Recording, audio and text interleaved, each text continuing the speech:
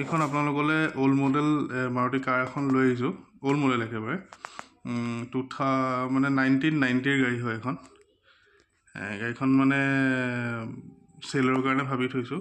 যদি কোনোবা কাষ্টমাৰ আছে লোৱা, তো এইখন মানে মোটামুটি 30,000 মান বিচাৰি থকা হৈছে।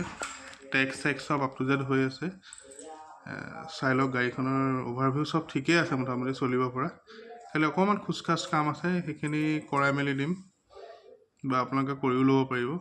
ভিতৰৰ সেইখিনি চাই লওক।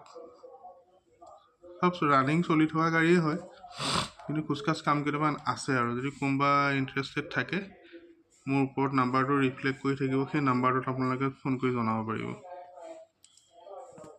মানে চলি থকা গাড়ীয়ে হয়, পৰিহে গাড়ীখন এইটো কণ্ডিশ্যনত আছে, মানে বহি আছে, মানে গাড়ীখন চলোৱা নাই।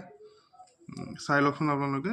যদি কোনোবা ইণ্টাৰেষ্টেড হয়, তেতিয়া লগালগ আপুনি ফোন নাম্বাৰটোৰ ওপৰত ৰিফ্লেক্ট কৰি থাকিব, ফোন নাম্বাৰটোত জনাব পাৰিব। এইখন সোমোৱাই থোৱা আছে, মানে উলিয়াই দিয়া নাই। তেনেকৈ ভিডিঅ' এটা বনাই দি দিছোঁ আৰু চাই লওক।